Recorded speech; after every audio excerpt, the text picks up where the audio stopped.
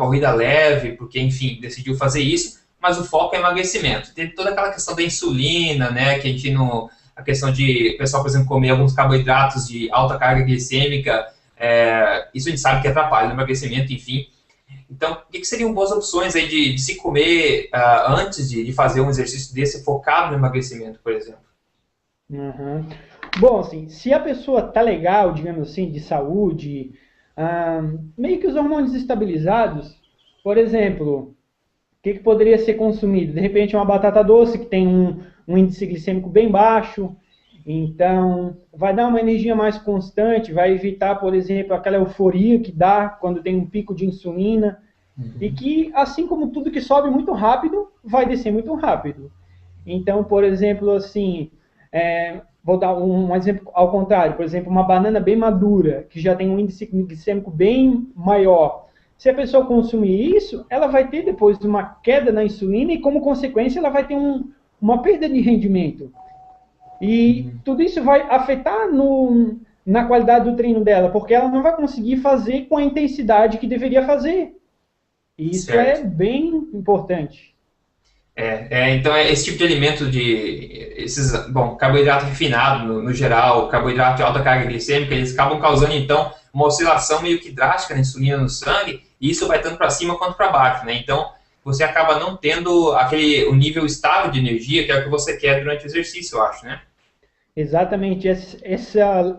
Manter assim num equilíbrio constante, digamos, seria o ideal, assim. O maior resultado se daria nesses momentos, assim, digamos. Ah, tá. Então, pelo que eu entendi, então a dica seria, então, de optar por alimentos, enfim, se você quer uma energia extra que seja durante o exercício, alimentos que sejam absorvidos de forma natural pelo corpo, ou seja, que não causem picos insulínicos. Exatamente. Tem até um colega meu nutricionista, ele estava falando da experiência que ele teve com uma atleta, onde ele dava uma refeição de alto índice glicêmico para ela antes do treino.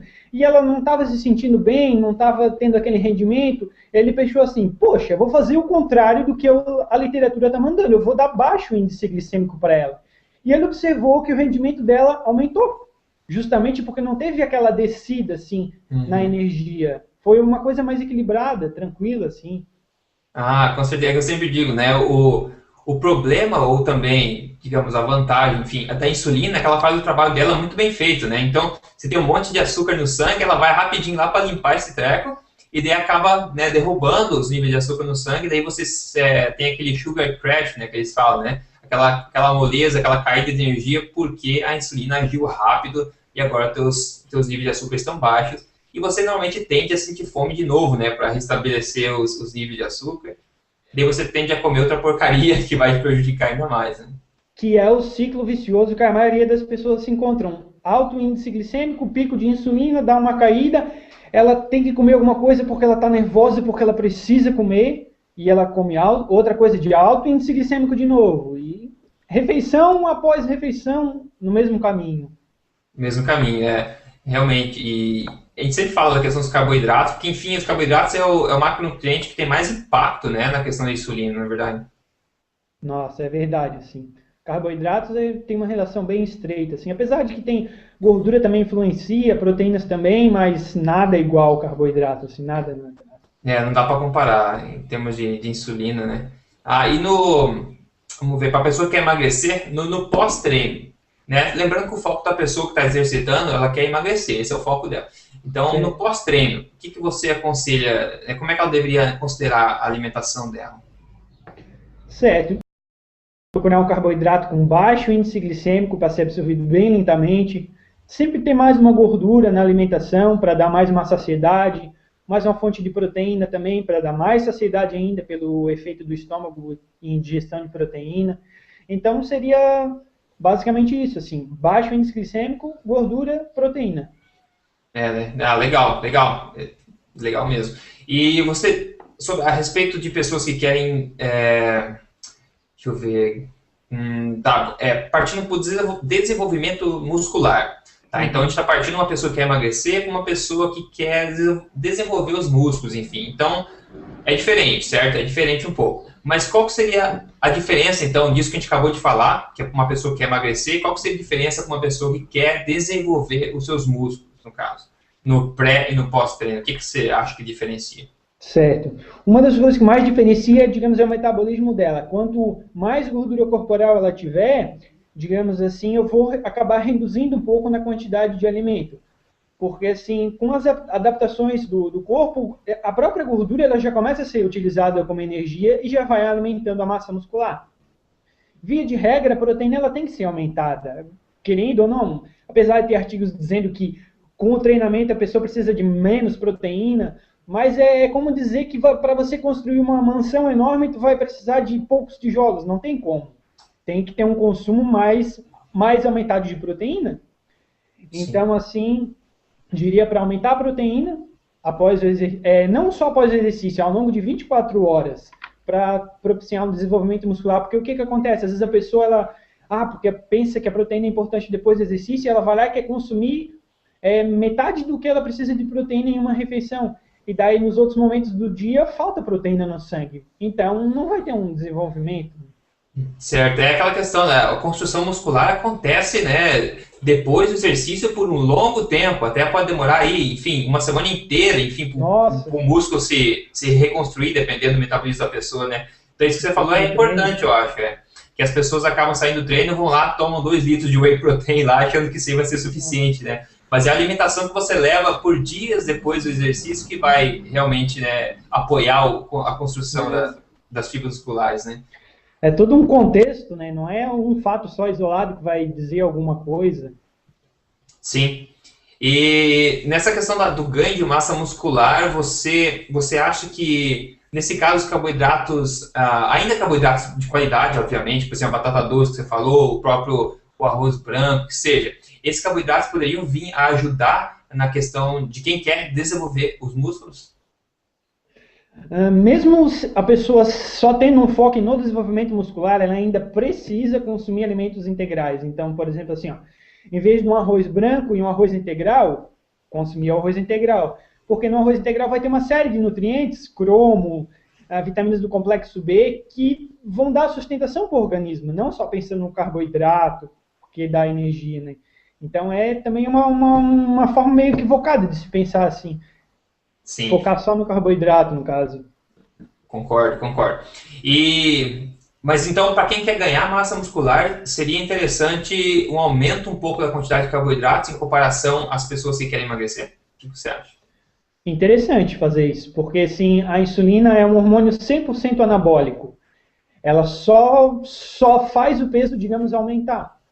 Então, ajustando esse carboidrato, deixando ele bem adequado, vai propiciar um desenvolvimento muscular melhor. Uma energia extra, digamos, para a construção muscular, né? Sim, porque sem insulina também ter anabolismo muscular é complicadíssimo. Impossível, quase. É impossível? Eu diria que é impossível, exatamente. Né? Interessante. Então a gente cobriu as duas partes, que são as pessoas que querem emagrecer e as pessoas que querem ganhar massa muscular, e a diferença. E perceba que as opções de carboidratos são sempre as mesmas, tá? Eu já vi conteúdos na internet, o pessoal falando que quer ganhar massa muscular, cara, não importa, se comer chocolate, comer o que quiser, tem que comer bastante, entendeu? Mas eu acho que as pessoas acabam não pensando muito com cuidado, né, nos efeitos de curto prazo e de longo prazo também na saúde, né? Enfim, você quer comer os alimentos que sejam mais densos de nutrientes, que podem apoiar, então, o seu desenvolvimento em todos os sentidos. E as opções de carboidratos que fazem isso são sempre as melhores. Você acabou de citar alguns, né? Que é a batata doce, por exemplo, ou arroz integral. Bom, trigo, o pessoal vai perguntar trigo e pão. Eu sempre peço para evitar isso aí, porque tem questão do glúten, tem questão de nutriente, tem um monte de problema com a questão do trigo e cereais no geral. Mas ainda assim sobra para a gente um monte de outras opções, né? Mais adequadas de carboidratos, né? E até uma coisa muito interessante que você falou, isso de comer qualquer coisa, por exemplo, às vezes chocolate, tem muitas pessoas que pensam realmente, vou comer um chocolate. Sim. E sim, quando o alimento ele não é integral, ou, enfim, ele não vai ter magnésio. E o magnésio é um mineral que ele é muito importante em todas as reações químicas de produção de energia. E o que é essa produção de energia? É o ATP, que vai ser gerado dentro de todas as células para recuperar a fibra muscular. Se não tiver o magnésio do alimento, o corpo vai consumindo a reserva de magnésio, vai consumindo. Então, a tendência da pessoa é ficar cada vez mais deficiente de nutrientes. E isso vai dar a Ah, longo prazo um impacto extremamente prejudicial para a saúde. interessante, né? Então, assim, são pessoas que começam, apresentam câimbras ou tremores na musculatura, zumbido no ouvido, várias deficiências relacionadas com magnésio, porque ela só comia alimentos não integrais, refinados no caso. Refinar, pois é, cara, essa invenção da humanidade de refinar as coisas é um negócio impressionante, né? Claro que tiveram os motivos, enfim, mas enfim, a farinha, por exemplo, a farinha branca, né? É aquela mais fácil de ser estocada, enfim, o arroz branco, que ele é mais bonito que o arroz integral, ou seja, É, eles acabam tirando literalmente tudo que tem de bom e deixando só aquele carboidrato que a gente chama de vazio, né? Porque é só a energia em si, só a glicose ali escondida e mais nada, né? não tem mais nada de bom ali, nada. E até uma coisa que você falou, está no site ainda, que é você comenta que não se deve abrir mão do que se gosta de comer. E aí, nesse caso, as pessoas cometem grandes equívocos, que elas, por exemplo, assim, elas acreditam que devem comer um arroz branco, que devem comer um pão branco, porque isso é algo que é intrínseco, que faz parte de nós. Mas, assim, na verdade, foi um alimento totalmente modificado, né? Então, por exemplo, um chocolate, esses que na verdade não são nem chocolates, são uma papa de açúcar com um pouquinho de cacau. Isso não é um chocolate de verdade, digamos assim. O chocolate de verdade, a pessoa coloca na boca, ela não vai conseguir comer uma barra de uma vez, porque é muito forte o gosto, né? Então Sim, houve tá acontecendo uma grande divergência entre o que é realmente um alimento e o que é um produto alimentício, digamos assim. isso.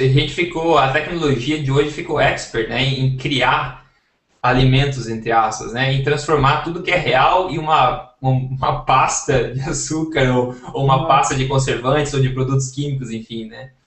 E se for ver a alimentação das pessoas, é isso, é de 5, 6 vezes no dia, aquela barrinha de cereal, aquele arrozinho, um Cara, pãozinho, é só carboidrato, só. e na verdade, eu não culpo as pessoas porque o próprio governo recomenda com É, aquela porcaria daquela pirâmide alimentar que o pessoal siga esse tipo de coisa, que é um absurdo, né? É um absurdo generalizado. Isso não é só no Brasil, nos Estados Unidos também, principalmente, né?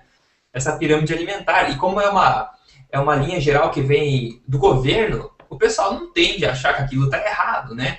Mas é só você olhar para, né, as estatísticas de obesidade, diabetes, síndrome metabólica, o gráfico continua subindo, cara. Ano a ano continua subindo, né? é Mas, verdade. E, por exemplo, assim, às vezes a pessoa vê uma recomendação da Organização Mundial da Saúde, isso como você falou, que vem lá de cima, né? Tá, mas assim, qual é a raiz? Da onde que veio isso? A recomendação, ela tem que ter uma base científica sólida para ser uma recomendação, e não assim um achismo, né? Por exemplo, exato. a recomendação de água, ingerir 2 litros. Por quê?